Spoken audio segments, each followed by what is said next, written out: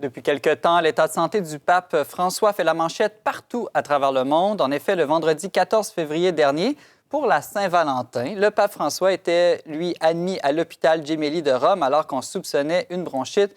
Mardi le 18, c'est une pneumonie bilatérale qui lui a été diagnostiquée. Benjamin Boivin, pourquoi est-ce qu'on s'intéresse autant à l'état de santé du pape François? On ne fait pas ça pour les autres chefs d'État en général. Bien, on s'intéresse aux choses importantes et le pape François est important, donc on s'intéresse à lui.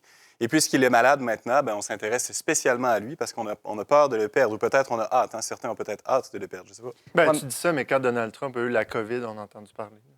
Oui, c'est vrai. Il faut dire qu'il y a très peu de chefs d'État aussi qui ont 88 ans. Oui, c'est vrai. Très peu de chefs d'État sont aussi âgés que le pape François ou que Donald Trump, hein, qui est effectivement très âgé.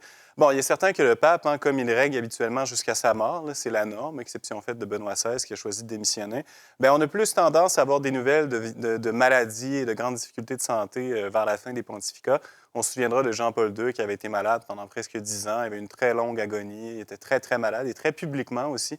Il avait choisi, en fait, de faire le témoignage de sa maladie en public avec des finalités qui sont, semble-t-il, spirituelles.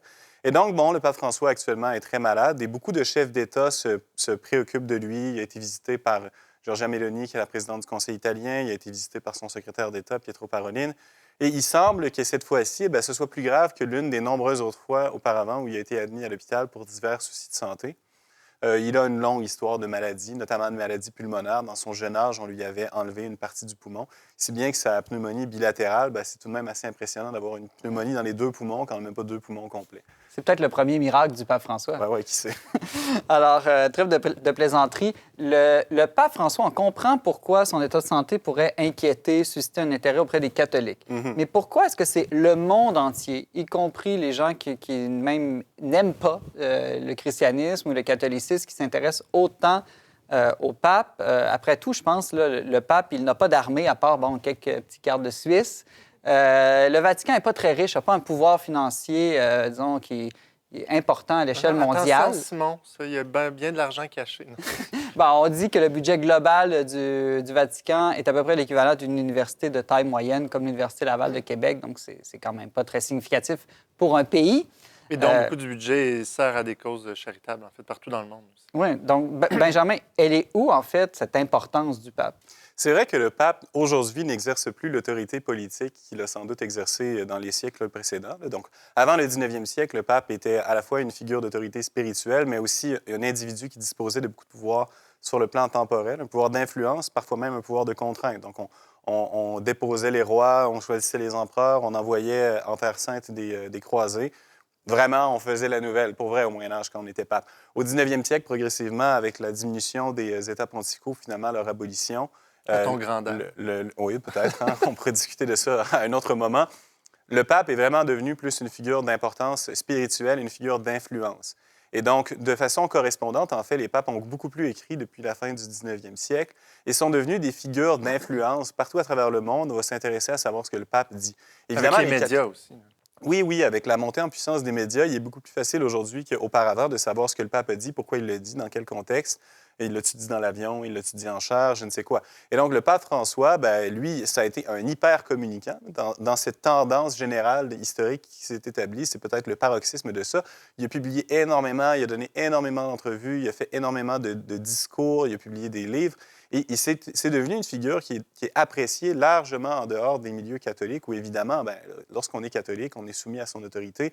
Il a du pouvoir spirituel sur nous. Mais en dehors de ça, on va s'intéresser à lui, peut-être comme d'autres vont s'intéresser au Dalai Lama, comme une figure qui dispose de sagesse, d'influence, dont l'autorité spirituelle est jugée, est estimée ou peut-être même parfois redoutée. Le Vatican, l'État que gère le pape, est soumis à toutes sortes de fantasmes, de rêveries, de mysticisme auquel le faisait référence un peu James lorsqu'il disait qu'il y avait beaucoup de richesses au Vatican. Toute la question de la mort du pape, le conclave, l'élection de son successeur, on l'a vu avec le film dont tu parlais un peu plus tôt, ça attire encore beaucoup l'attention, ça a énormément de pouvoir dans la culture. Et le pape, bien, il représente un peu tout ça, et lorsqu'il est malade, bien, il y a comme une forme d'excitation journalistique, culturelle qui s'établit. Saine ou morbide? Parfois plutôt morbide, en fait. Lorsqu'on voit des journalistes qui se réunissent par dizaines autour de l'hôpital en faisant pas grand-chose, finalement, d'autre que de rapporter les communiqués de résultats presse des du comités de Saint-Siège, presse parce qu'on du Saint-Siège. sait J'ai bien d'autres. déjeuné Et ce matin. d'attendre pour espérer être le premier à annoncer la mort du pape dans les médias. Il y a quelque chose de... C'est vraiment ce que les médias ont de pire à offrir, finalement. Puis il y a une curiosité morbide là-dedans, mais qui s'explique peut-être par des dispositions qui sont parfois bonnes. Mais c'est une icône de la culture populaire, un peu comme la reine d'Angleterre, elle l'était aussi à la fin de sa vie. On s'intéresse à ça parce que ça fait partie, même, comme tu disais, au-delà des catholiques, là, c'est vraiment rendu mondial comme intérêt, mais c'est presque... Puis on s'intéresse au pape en général, mais je pense que le pape François a réussi à jouer de sa personnalité publique, de sa capacité à surprendre, à prendre au dépourvu, à jouer le jeu des médias avec beaucoup d'adresse, qui était peut-être moins le cas de son prédécesseur Benoît XVI, qui est un grand théologien, un grand intellectuel, mais qui avait peut-être moins le sens de la formule et puis de l'écosystème médiatique. Il reste aussi qu'il y a 1 milliard environ de catholiques à travers le monde dans à peu près tous les pays, en proportion variée selon les pays. Et je me disais cette semaine, imaginons que le pape ramène une loi que sur le jeûne ou l'abstinence de viande, comme c'était le cas avant Vatican II, par exemple, 1 milliard de catholiques ne mangent plus de viande les vendredis.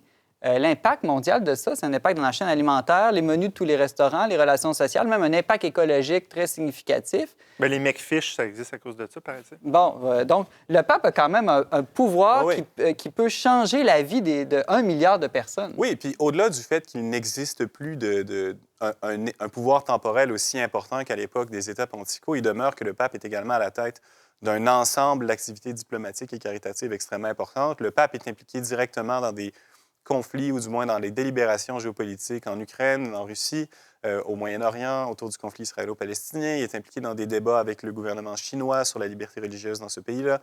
Il a été impliqué directement et avec un certain succès dans la résolution de conflits entre les États-Unis et Cuba au milieu de la décennie dernière.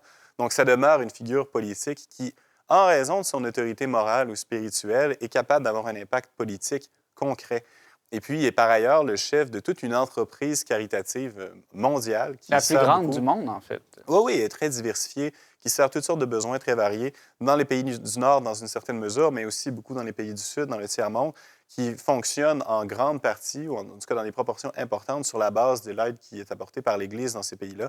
Pas tous des pays à majorité catholique, d'ailleurs, comme on sait. Donc, l'action du pape, ses choix, ses orientations, ses décisions particulières, que ce soit l'un ou l'autre, bien, ça a un impact important. Et puis, c'est pas surprenant que beaucoup de gens s'intéressent à, bon, qu'est-ce qui arrive à celui qui est là en ce moment et qu'est-ce qui va peut-être arriver s'il est remplacé par un autre.